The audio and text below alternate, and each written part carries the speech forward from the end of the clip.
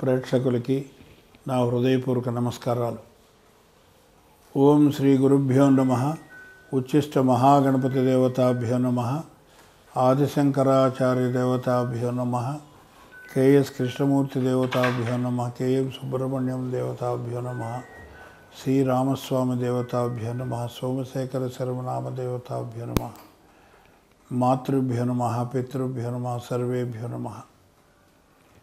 ఇవాళ 12 రాసుల్లో రేపు 17వ తారీఖు గురువు కర్కాటక రాశి ప్రవేశం సందర్భంగా మేషాదిగా మీనం వరకు ఉండే 12 రాసులకి ఏ విధమైన ఫలితాలు ఉండవచ్చు అనేటువంటి ఒక అంచనాన్ని మీ ముందుకు తీసుకొచ్చే ప్రయత్నం చేస్తాం. తదుపరి తులారాశి.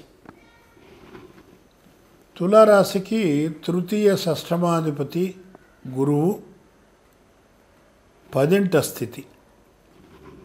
తృతీయం అంటే కమ్యూనికేషన్స్ లేదా కమ్యూనికేషన్ స్కిల్స్ లేదా ఉత్తర ప్రత్యుత్తరాలు, సంప్రదింపులు, ఇవన్నీ కూడా తృతీయం చూపిస్తాయి. షష్ఠమం అంటే సర్వీసు, 10 అంటే కర్మ. సర్వీసు కర్మ అంటే మీ ఎవరైతే ఉద్యోగానికి అప్లై చేసి ఉంటారో గతంలో వాళ్ళకి ఈ నవంబర్ తర్వాత అంటే డిసెంబర్ నుంచి యోగకాలం, అంటే వాళ్ళకి ఉద్యోగం వచ్చేటువంటి అవకాశం ఉంటుంది. ఎందుకనంటే తృతీయాధిపతి అంటే మీకు ఒక ఇంటిమేషన్ వస్తుంది, ఫోన్ కాల్ కానీ, ఈమెయిల్ కానీ, లేకపోతే ఒక వాట్సాప్ మెసేజ్ కానీ తప్పనిసరిగా మీకు వస్తుంది. 6, 10 కాబట్టి ఉద్యోగం. కొంతమందికి ఉద్యోగంలో ఆల్రెడీ ఉన్న వాళ్ళకి గతంలో కొన్ని కారణాల వల్ల లేదా శని భగవానుడు వక్రి కావడం మూలంగా ఉద్యోగాలు ఏవైతే ఆగిపోయినాయో, ప్రమోషన్లు ఆగిపోయినాయో అవన్నీ కూడా ఈ సంవత్సరం ఒకదాని వెంబడి ఒకటి డిసెంబర్ నుంచి మెల్లమెల్లగా వీళ్ళకి వస్తాయి. అంటే తులారాశి వాళ్ళకి తుల అంటే న్యాయం, ఈక్వాలిటీ, అది ఈ సంవత్సరం మీరు ఖచ్చితంగా గురువు ద్వారా చూడగలుగుతారు. అంటే గురువు సహజంగా మామూలుగా మనం రాసుల్లో చెప్పుకున్నట్టయితే ధర్మాన్ని కాపాడేటువంటి వారిలో కుజుడు, రవి, 3 గురువు. ఈ గురువు గారు అంటే మన యొక్క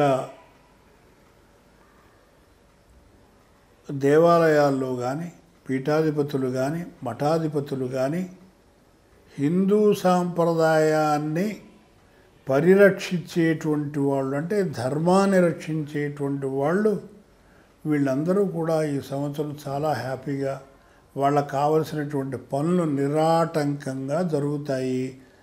అది కూడా డిసెంబర్ నుంచి. కాబట్టి ఈ సంవత్సరం వీళ్ళకి బాగుంటుంది, మంచి జరుగుతుంది అని మనం సూచనప్రాయంగా తప్పకుండా చెప్పవచ్చు. మరొక విషయం, ఈ ఛానల్ ద్వారా 12 రాసుల వాళ్ళకి ముఖ్యంగా ఏ రాసుల వాళ్ళు జాగ్రత్తగా ఉండాలి అనేటువంటి విషయాన్ని మరొక్కసారి చర్చించుకుంటే మన ఉభయులకి ఎంతో ఉపయోగదాయకంగా ఉంటాయి. అంటే చెప్పినటువంటి దాని యొక్క సత్ఫలితం మీరు పొందాలనేటువంటి ఉద్దేశంతో దీన్ని మళ్ళా చెప్పడం జరుగుతుంది. మనకి ముఖ్యంగా మొట్టమొదటిగా వృషభ రాశికి అష్టమ భావ సంబంధం వచ్చింది కాబట్టి అది కొంత ఇబ్బంది కలిగించేటువంటి కార్యక్రమం. అంటే వాళ్ళకి సమయం అలాంటిది. ఎప్పుడూ నా మాస్టర్ అంటే కాదండి, మీకు ఇంచుమించు డిసెంబర్ దాకా ఈ ఇబ్బంది ఉండేటువంటి అవకాశం ఉంటుంది. కాబట్టి అప్పటి వరకు కూడా మీరు శనికి దానం ఇవ్వడం, నువ్వులు, అలాగే శనగలు గురువుకు దానం ఇవ్వడం మీకు చేసినట్టయితే ఈ దోషం నుంచి చాలా వరకు మీకు నివృత్తి లభిస్తుంది. తర్వాత మీకు సింహరాశి వాళ్ళకి మనం చెప్పుకున్నాం 5, 12 అని ఎప్పుడైతే వచ్చిందో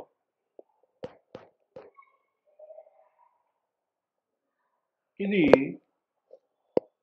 కొంచెం కష్టకాలం వీరికి అని చెప్పినా మీరు ముఖ్యంగా సింహరాశి వాళ్ళు ఆదిత్య హృదయం ఖడ్గమాలా స్తోత్రం చేస్తూ కుజుడికి రవికి గోధుమలు తర్వాత కందులు దానం ఇస్తే కొంత ఉపశమనం జరుగుతుంది అనేటువంటి భావన మీకు తెలియజేస్తుంది. అలాగనే తదుపరి రాశి ధనుర్రాశి. 1-4 అధిపతి అయినటువంటి గురువు అష్టమంలో ఉండడం అనేటువంటిది కొంచెం ఇబ్బందికరమైనప్పటికీ కొంతమందికి, అందరికీ ఉంటుందని చెప్పను నేను. ఈ అష్టమం అనేటువంటిది కొంతమందికి ఉంటే చతుర్థం అష్టమం కాబట్టి కొంత విద్యలో ఏదన్నా ఇబ్బందులు ఏర్పడేటువంటి అవకాశం ఉంటుంది. కాబట్టి ముందరగానే మనం జాగ్రత్త పడి దానికి తగినటువంటి చర్యను మనం తీసుకున్నట్టయితే మనం మంచి ప్రగతిని పొందేటువంటి అవకాశం ఉంటుంది.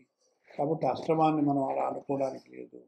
అష్టమం అనేటువంటిది సడన్ అన్ఎక్స్పెక్టెడ్ మనీ కూడా అష్టమం, అంటే అకస్మాత్ ధనం అనేటువంటిది మనకి చెప్పవలసినటువంటి విషయం.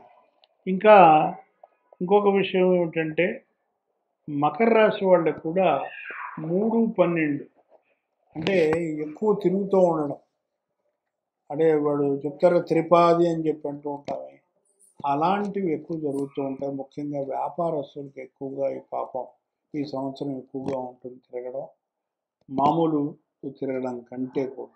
కాబట్టి వీళ్ళు ప్లానింగ్ ఎక్కువ చేసుకుని మొత్తం అన్నిసార్లు వెళ్ళే కంటే తక్కువ సార్లు ఎక్కువ మనం వాటి నుంచి లాభం పొందేటువంటి అవకాశం ఎలా ఉంటుంది అనేటువంటి ప్లానింగ్ మనం వేసుకున్నట్టయితే మీకు అన్ని విధాల మీకు ఉపయోగదాయకంగా ఉంటుందని నేను చెప్తున్నాను. అష్టమం 12వ భావం వచ్చింది కాబట్టి 12వ భావం అంటేనేమో హాస్పిటలైజేషను ఇలాంటివి ఉండవండి. కొంతమంది ఏదైనా తప్పిదాలు చేసి వాళ్ళు ఇబ్బందిలో పడి జైలు పాలు అవ్వడం లేదా పోలీస్ స్టేషన్లో పెట్టడం అంటే వాళ్ళందరూ రిలీజ్ అయిపోతారు. వాళ్ళందరికీ బెయిల్ రావడం, రిలీజ్ అవ్వడం, ఒక్కొక్కటి కార్యక్రమాలు స్టార్ట్ అవుతాయి. తర్వాత రీఇన్స్టేట్ అనేటువంటిది కూడా నెక్స్ట్ ఇయర్ కల్లా అయిపోతుంది. ఎవరైతే ఉద్యోగం పోగొట్టుకున్నారో వాళ్ళు కూడా. ఈ విధంగా ఈ రాశులు ముఖ్యంగా 12 రాశులు ఈ ముఖ్యమైనటువంటి రాశులు మాత్రమే మనం చెప్పడం. కానీ అందరూ కూడా గురు చరిత్ర పారాయణం చేయడం 12 రాశుల వాళ్ళకి కూడా మంచిది. అంటే గురు బ్రహ్మ, గురు విష్ణు, గురుర్దేవో మహేశ్వర, గురు సాక్షాత్ పరబ్రహ్మం తస్మై శ్రీ గురువే నమః అన్నారు. సర్వే జనా సుఖినో భవంతు. ఓం తత్సత్.